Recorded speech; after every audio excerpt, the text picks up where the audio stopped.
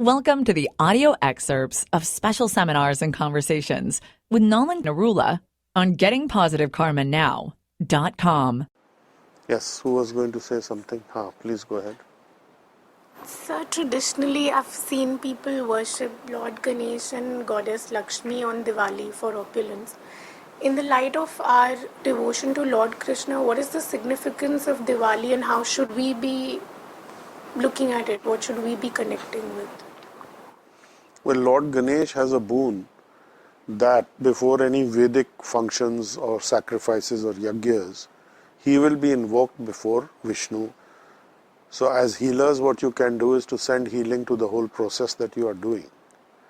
And you are honoring Lord Ganesh and Lakshmi Devi, who is the form of his mother.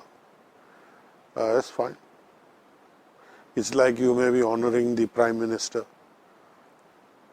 or you may be honoring some lesser functionary who is very important. It's okay, but we are not worshipping them. Technically, it may be classified you are doing some archana, but you need not do it if you don't want to. But if you feel that you want to do that, you can do that also. It's not required. You can channel healing to them, offer them your respects on a special day. And basically the day is for Lord Ram's celebratory return to Ayodhya. So Lord Ganesh and Lakshmi ji don't have that kind of a role. The whole thing becomes about Lord Ganesh and Lakshmi ji and not about Lord Ram. So as a healer, you may choose to take the decision not to do that. That is entirely up to you. The thing is that the Lakshmi energies are going wherever Lord Ram is. So this is one way to access the Lakshmi or Sita Ram energies. Okay?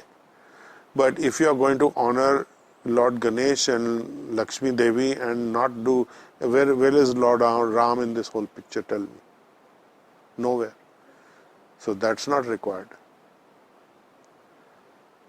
So those go back to the earlier chapters of the Bhagavad Gita up to chapter 6 or 7, whatever we had discussed last time.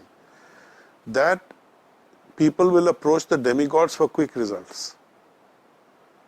But tell me, on Dussehra, Ravan was burnt, Lord Ram killed Ravan, so that was Lord Ram's day. There also it becomes more about Ravan burning than anything else. Right? So, on Diwali day, I don't see anybody mentioning anything about Lord Ram. You may chant a few bhajans, you may do some kirtan, but who are you actually doing worship to? You are worshipping Lakshmi ji and Ganesh. Now, it is Lakshmi Narayan, not Lakshmi Ganesh. Lakshmi ji is actually Durga Devi is the mother of Lord Ganesh. Lord Ganesh is in charge of the ganas, of all the living entities, types of living entities, the tribes. He is in charge of all the tribes of living entities. Gan means tribes, all kinds of people. And he is in charge of those people. He is the gatekeeper, or he is the head of those people. He is the supervisor for them, or the person that, who's directly in charge. Let me put it this way. Lord Ganesh is directly in charge of the ganas. So that is Lord Ganesh. We can, by a stretch of association, say that Lakshmi ji is his mother. Actually, it is Durga Devi who is his mother, not Lakshmi ji. Lakshmi ji is different. Lakshmi ji goes with Lord Narayan or with Lord Ram. Lakshmi Narayan. Lakshmi in the form, Sita ji in the form of Lakshmi, the bestower of opulences and benefits. So you are worshipping Lakshmi ji and Ganesh. These two as a couple, they are not a couple. At best, they are mother and son. So it is a little offensive in a way. And then there is no mention of Lord Ram. That is offensive. So if you are worshipping Lakshmi ji, today is Lakshmi's energy day, let me appropriate Lakshmi ji so I get lots of money. Let me appropriate Lord Ganesh, bless me that I get lots of money, open the gateways to my root chakra so that my destiny allows me to get a lot of money. What is this? Where has this practice come from? It is not a Vedic practice. Technically speaking, this is not a practice that is enshrined anywhere in the Vedic system anywhere. हम लक्ष्मी जी की पूजा कर रहे हैं. लक्ष्मी जी की पूजा is for money only. Money, wealth, name, fame, all the 6 opulences. But then don't forget the 6th and most powerful opulence is renunciation. So money can go away anytime. Lakshmi is chanchal. She only stays with Narayan, with the divine. So if you are approaching the divine through the medium of Lakshmi ji, it is good. Sitaram, Radha Krishna, correct? So that is good. Ganesh ji is there, I do not know why. All kinds of reasons will be given as to why he is there. But there is no satisfactory reason really. Except that now you are twisting this to become a direct access to Lord Ram through Ganesh, and Lakshmi ji is also there. So Lakshmi, Narayan and Ganesh, if we chant some Vedic mantras, we have to invoke him first, and then we will get access to the divine.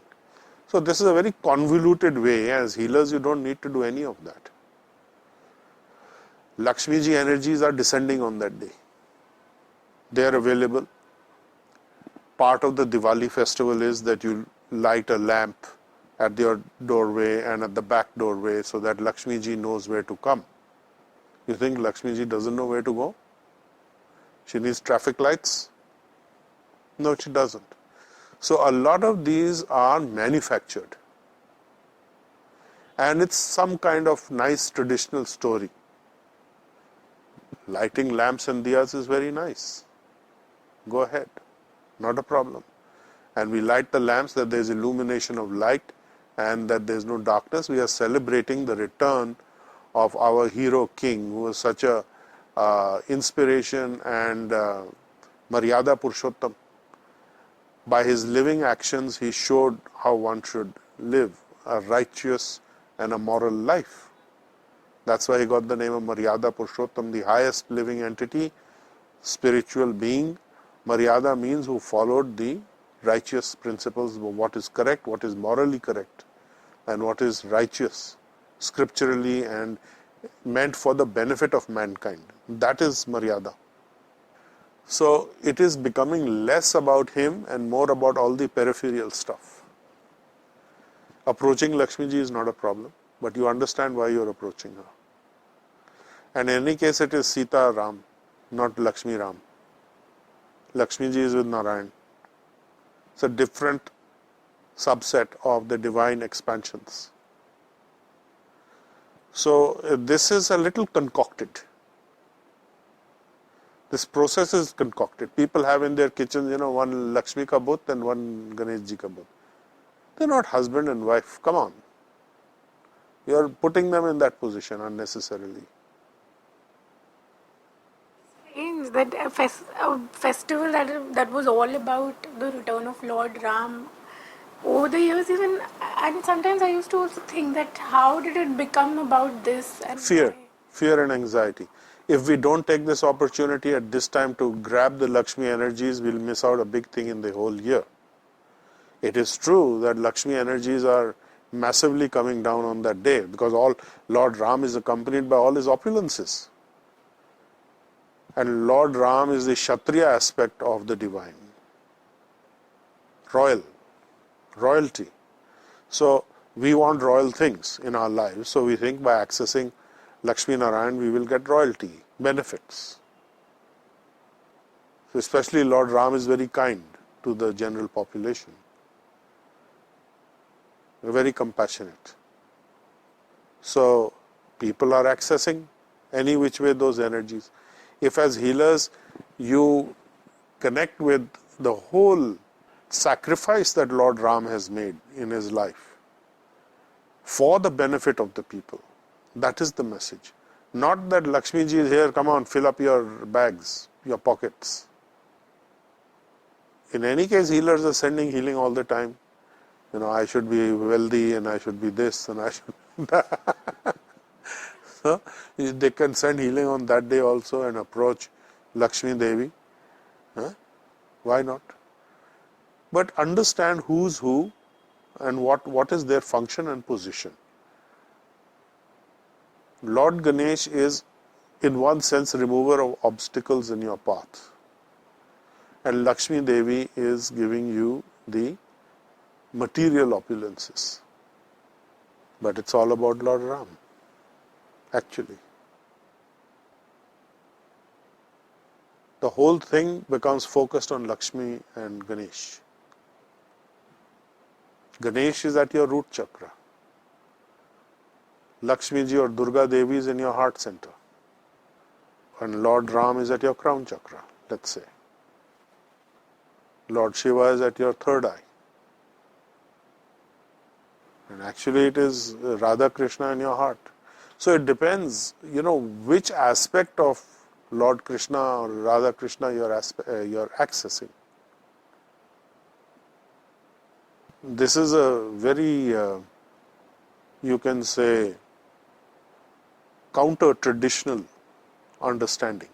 But this is the understanding. Let me know if you have any objections to this. We can deal with those, or if there is any alternate view, we'll be happy to discuss those.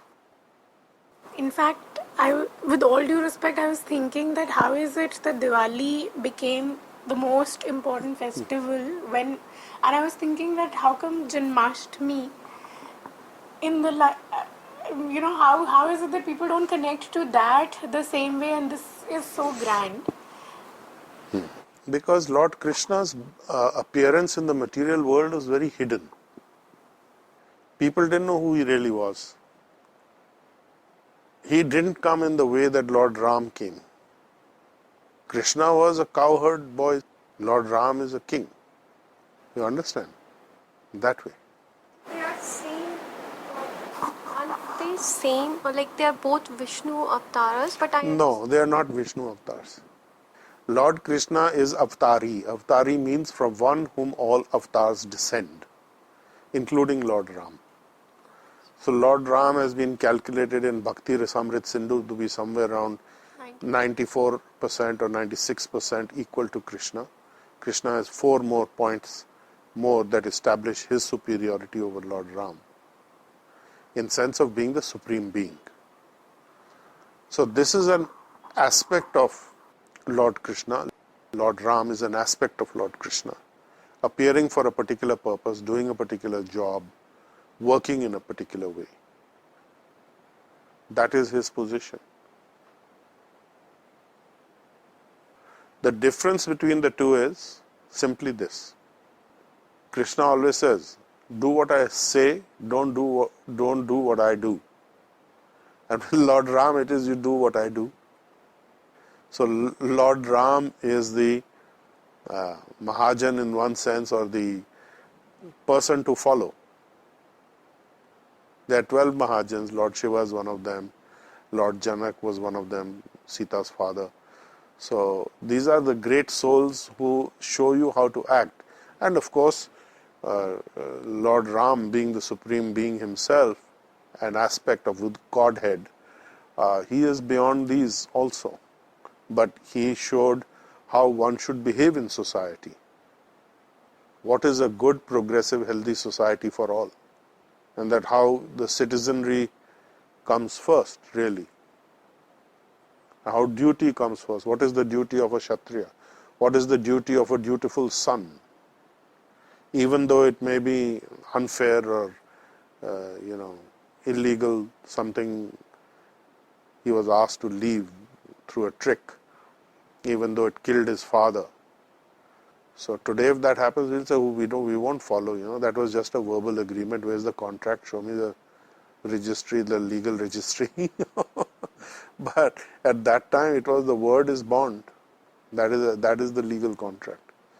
So there is a strength missing today than what was there earlier, keeping all that in mind. So if you go through his life story, it may appear strange that he went through all that or he voluntarily did it. But his word is his bond. If he has said something, he will do it. So that is very important for a Kshatriya or for a Brahmin even. More for a Kshatriya because they are more dramatic vachans they give, promises and vows. Ye kar denge. Aaj to these people keep promising anything and they never execute any of them. All these so-called politicians who are technically in the Kshatriya class. But we have a prime minister who is very different. He is actually somewhere in that old style region of not saying until he says, then it is going to happen to some degree anyway. People can write off a lot as political statements, but still. Yes. If somebody has a question. These times, how does one apply this into practice, that what Lord Ram taught and what he showed by example? You've been listening to Nalin Narula on GettingPositiveKarmaNow.com.